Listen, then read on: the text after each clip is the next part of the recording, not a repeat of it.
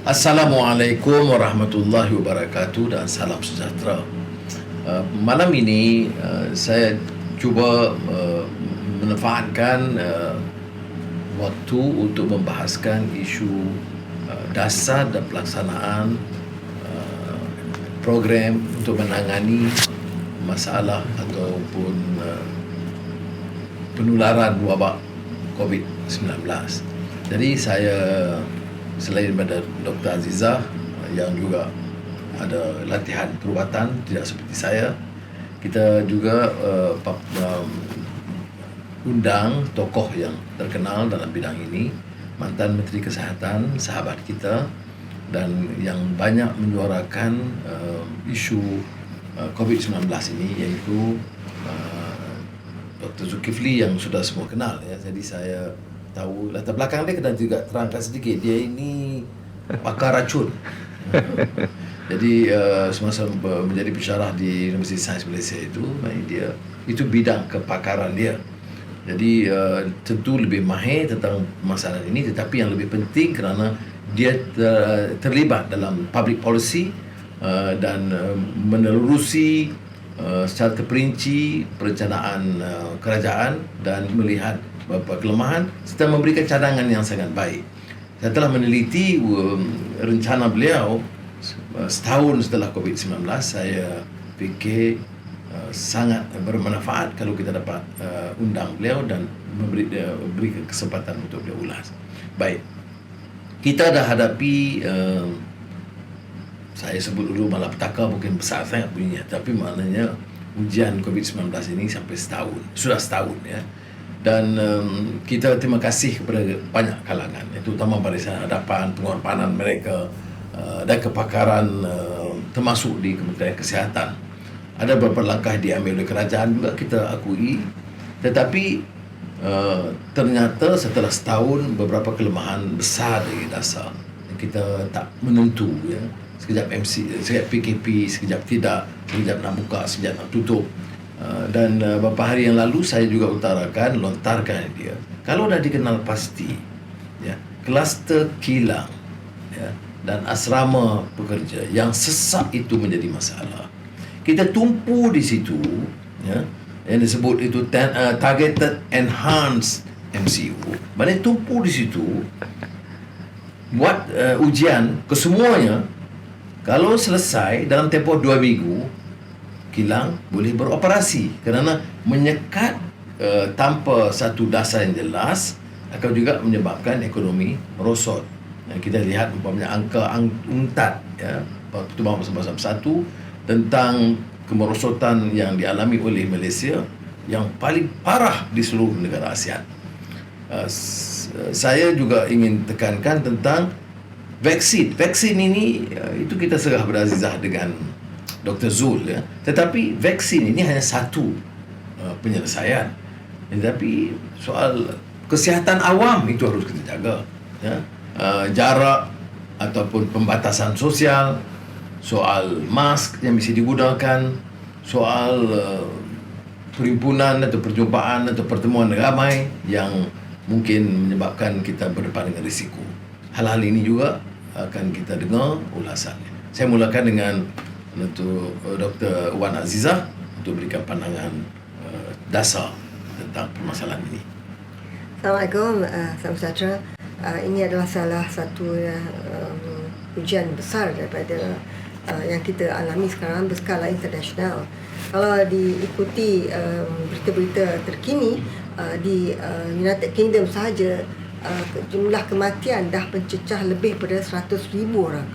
Jadi ini adalah satu masalah yang meruncing.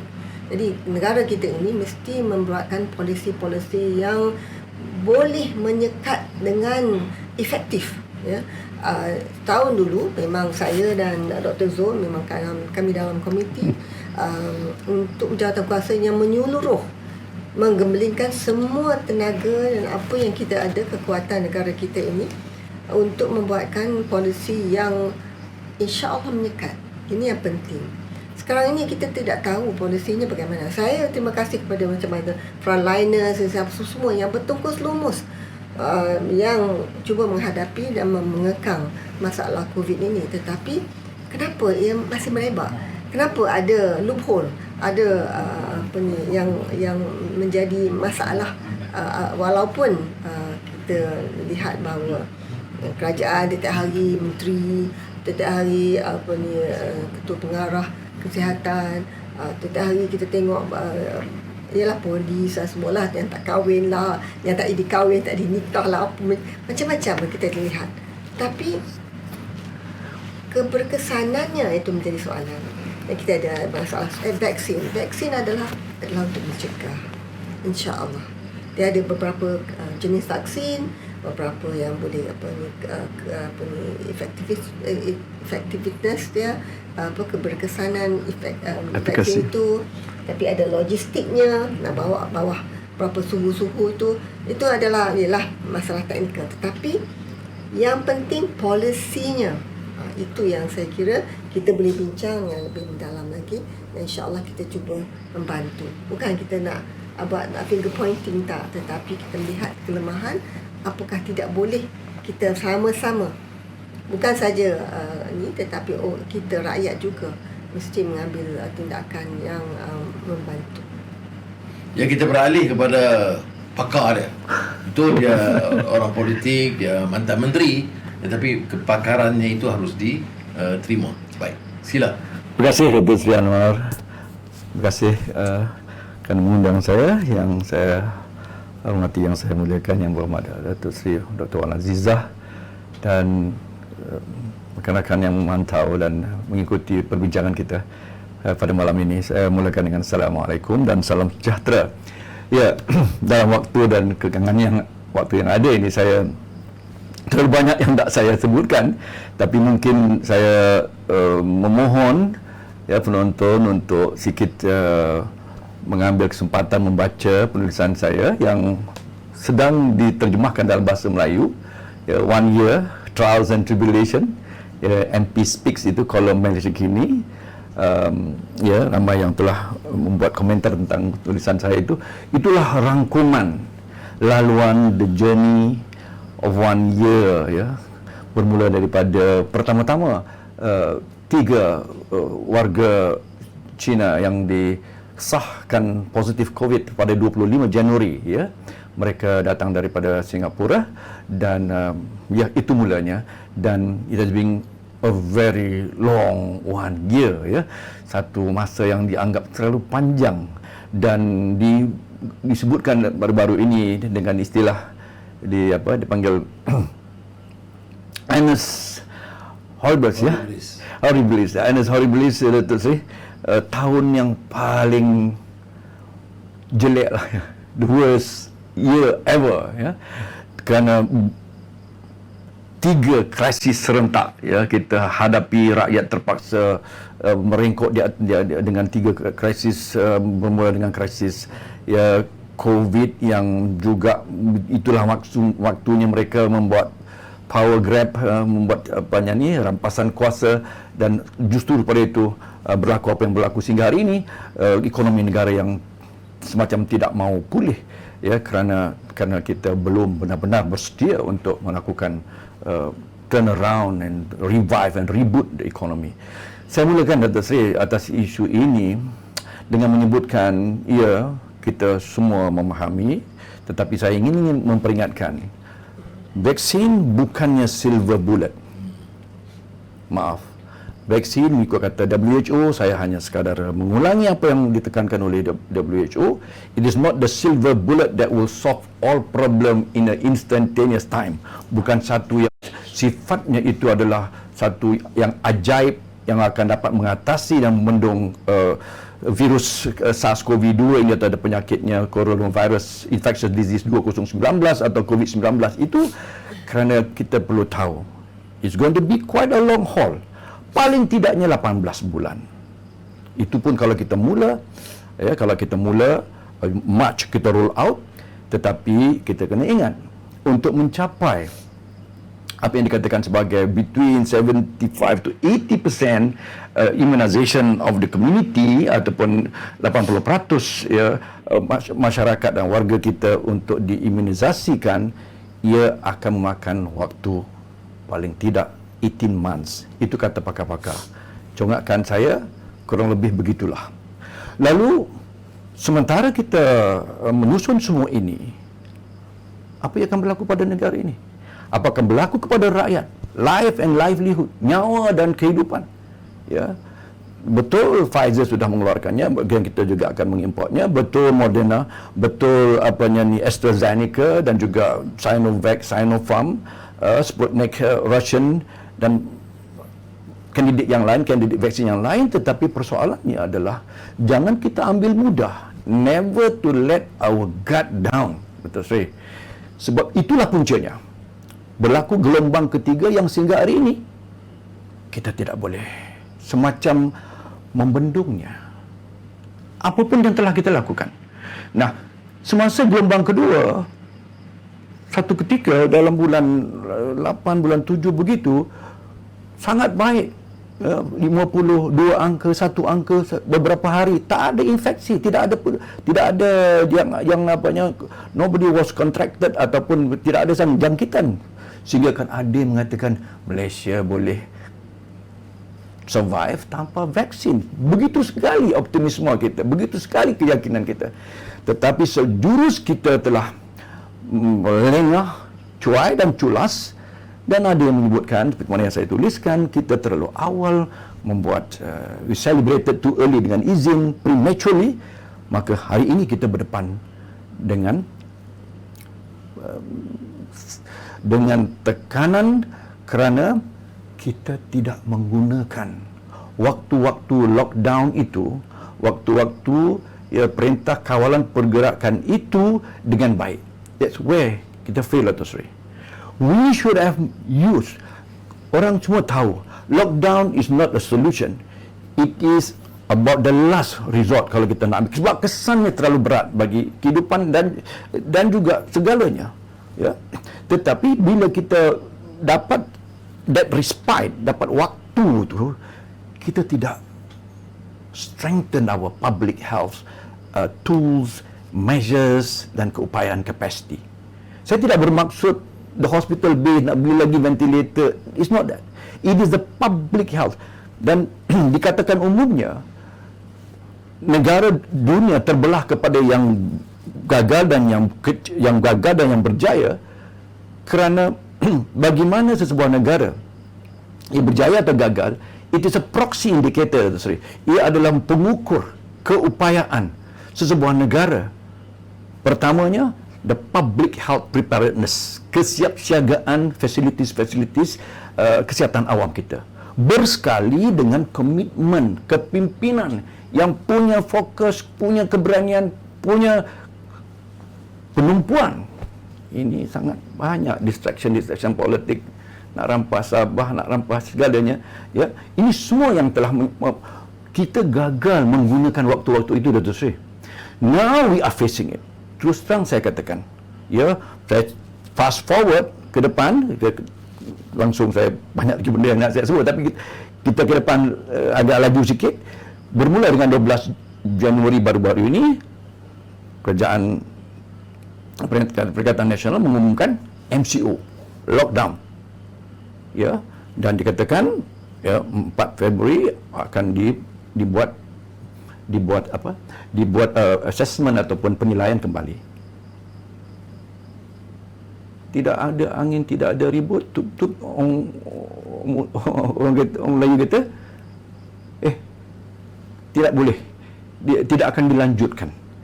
Dengan Tan Sri Ketua Pengarah Kesihatan membuat pernyataan itu yang sekaligus mencetuskan kekeliruan dan confuse. Orang kampung kata confuse, orang kampung. Kita terlalu keliru dan ya. Lebih lagi, kalau saya celah. Bila pengarah tu sebut, bukanlah maksud dia pendiri keputusan dia seolah-olah terpaksa menyampaikan. Dari situ lagi orang keliru. Dari situ, Dato' Sri, saya terpaksa mengakui. Saya mungkin ada perbezaan dengan DG, ya, tapi kita ada satu hubungan kerja ataupun working relationship, ya, rentak kerja yang baik semasa saya di MOH, ya. Namun saya perasan buat pertama kali sebutan itu pada saya membayangkan sesuatu yang lebih mendalam atau sesuatu yang beliau kurang selesa apabila beliau menyebutkan saya hanya penyampai. Kita sudah kehilangan menterinya. Datuk Seri, saya nak sebut sikit, ya.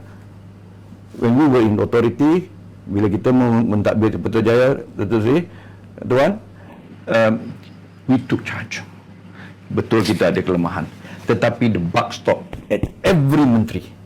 Saya masih ingat, Tuan, Datuk Seri, Tuan ingat setiap pagi, kalau setiap kali kabinet dia Tuan letak je file dia akan pandang saya, minta saya beri. It is off the cuff dan tidak ada dalam agenda pun. Tapi kalau kita tanya, timbalan Perdana Menterinya ada di sini. Dan timbalan Perdana Menteri jugalah yang sikit banyak membantu saya. Tapi saya akan face the cabinet, every cabinet meeting. At least half an hour, sometimes it goes beyond. Dan saya mesti bersiap sedia dengan segala jawapan. That was how the focus of leadership, the political leadership.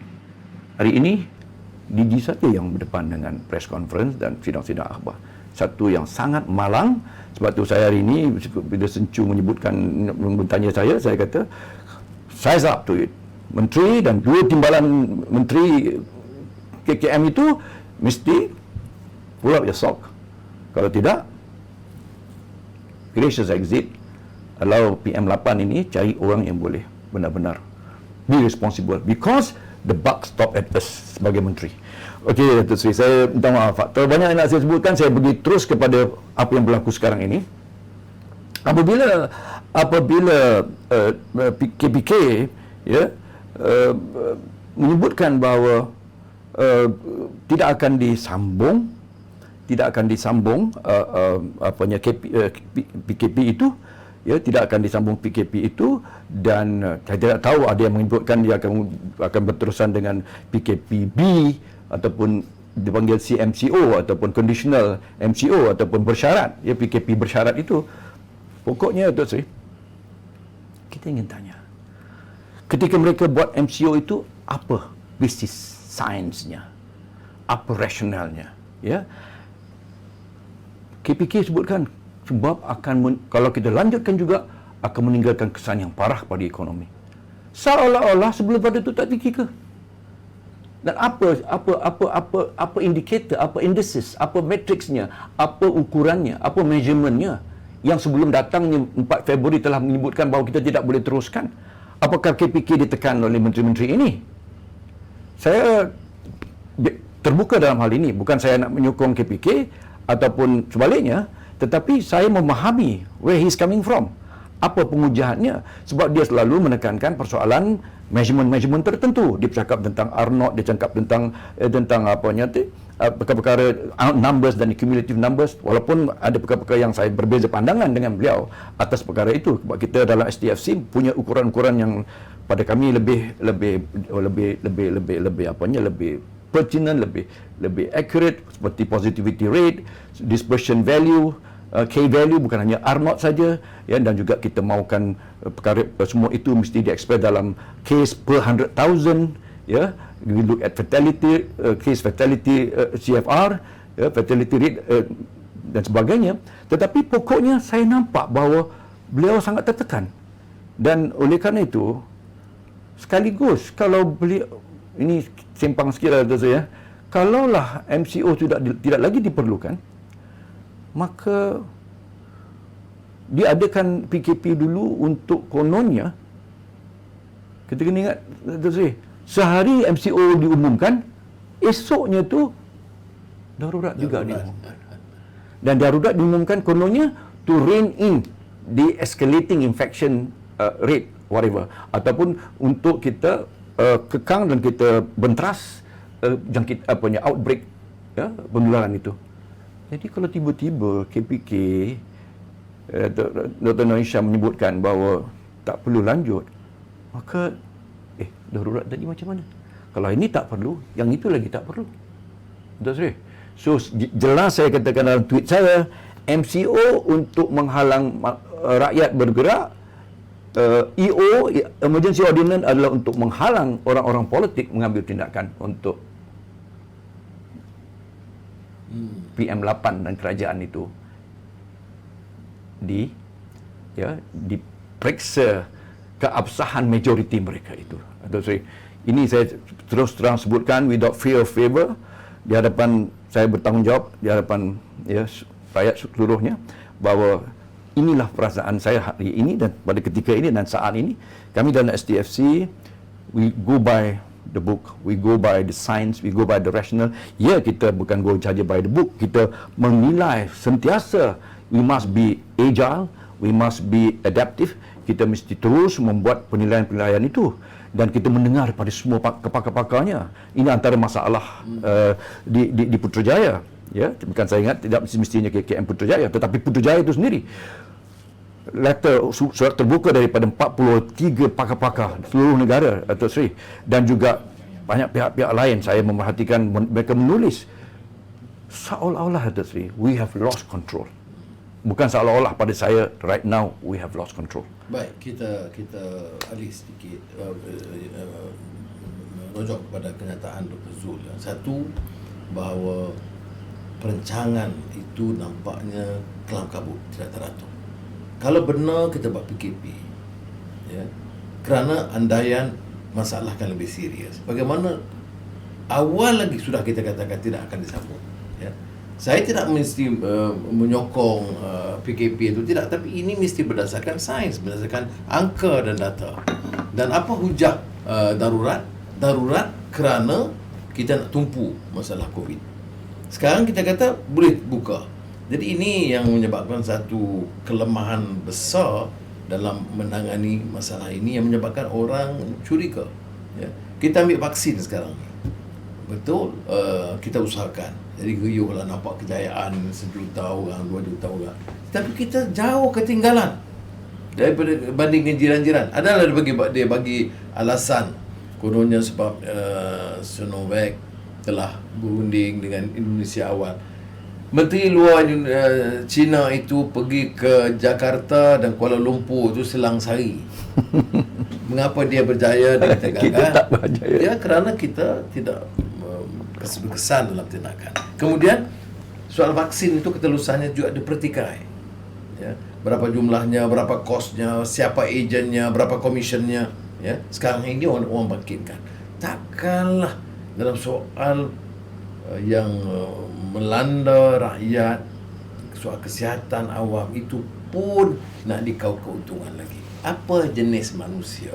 Begini, ini pun satu hal yang kebetulan dibangkitkan juga oleh ahli parlimen daripada Perikatan Nasional hari ini. Ya, secara terbuka, kebetulan dari UMNO yang membangkitkan persoalan ini yang belum dijawab. Ya, Iza? Tak, memang begitulah, nampak gayanya bahawa apakah polisi-polisi ini adalah hanya political. Itu yang menjadi satu masalah untuk kita. Sebab benda ni, ini adalah antara nyawa dan hidup mati. Jangan mempermainkan kerana nak pegang pada kuasa, jadi begini, menggadaikan nasib rakyat. Itu saya terasa sangatlah. Saya tidak mahu jadi politikal, tapi saya mahu kerajaan sesiapa yang bertanggungjawab, amanah yang dipegang, itu mestilah dilaksanakan. Datuk Seri, saya kembali menyambung. Kalau betul-betul lah nak diangkat MCO, justru kerana perhitungan ekonomi dan kesan parah kepada enterprises, perniagaan kita, hilang kerja, gaji tak ada, ya, dan Tuan lebih faham bagaimana mental health challenges-nya, domestic violence-nya, ya, dan suicide-nya, cerainya dan sebagainya. Terus saya nak sebut sikit lagi. Kalau memandang kepada hanya whether it is MCO, CMCO, pada saya itu sudah boleh kita faham.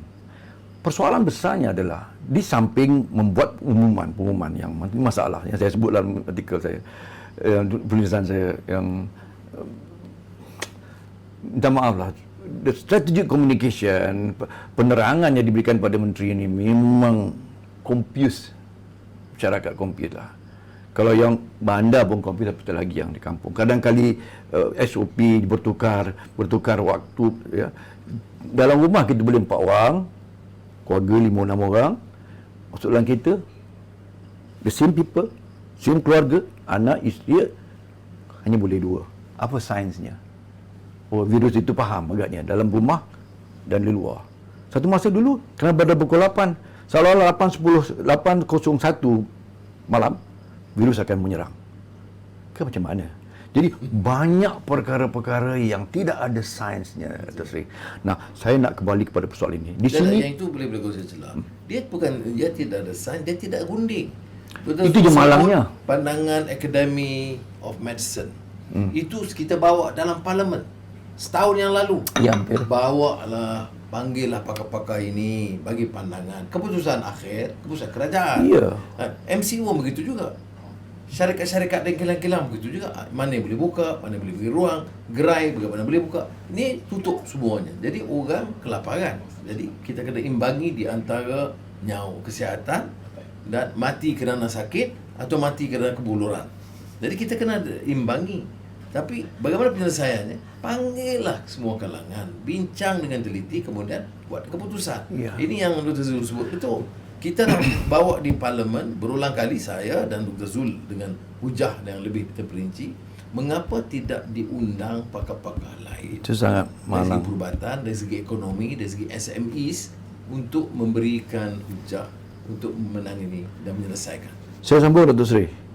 Kita sebut, Dr. Lee Boon Chye sendiri sebut Antan Timbalan Menteri Kesihatan, dan saya berulang kali dengan juga STFC, kunci daripada kesemua ini, sebab dia begini, dalam sefarnya Dato' Sri, kalau kita mau bendung penularan gelombang ketiga ini, ujian kita itu dan pengesanannya, isolasi, kuarantinnya, treatment mesti lebih pantas daripada the speed ataupun pantasnya perebakan dan penularan, spread of virus ini dalam komuniti. Itu je.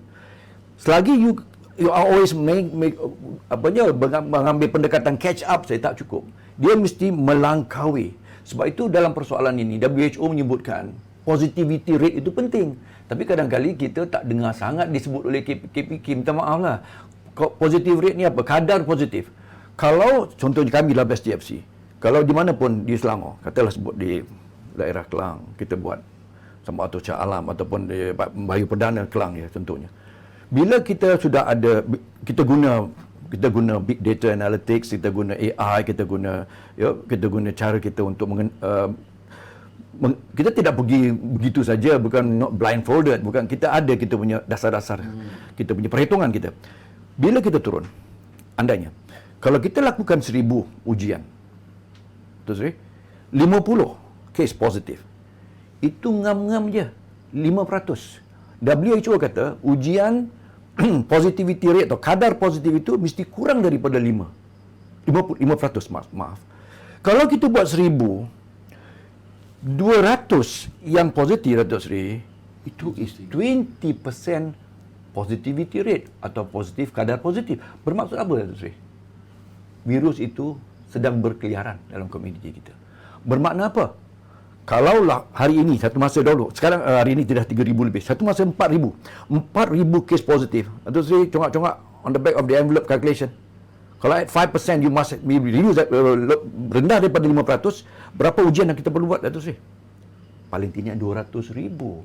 Kami kerap menyebutkan, we cannot rely on RT, reverse transcriptase, PCR. Kita telah menggesa supaya penggunaan rapid test kit antigen digunakan.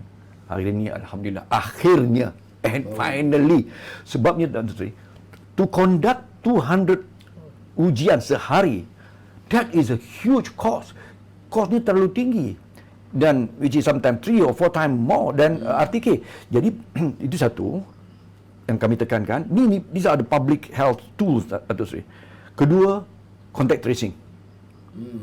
contact tracing kita masih guna manual, staff nurse fikir di pejabat kesihatan daerah call hanya guna 4% of the MySejahtera. Minta maaf lah, kau mungkin lebih sikit.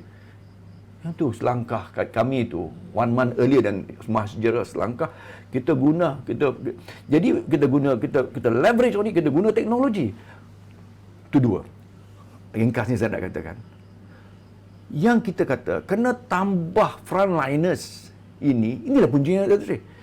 Because you tak boleh lawan the rate of transmission, kadar transmisi virus itu, sebab you terhalang dengan semua ini. Contact tracing you terhalang, jauh lagi diagnosis and treatment, enforcement, nak quarantine siapa nak. So we need at least 5 times the number of the one should know as a medical, professional. Yang this is what we are calling for. Yang banyak duit itu untuk peruntukan itu, kita kata jangan guna frontliners ni, saya minta maaf lah sebut malam ni, as that gown yang you pakai buang saja.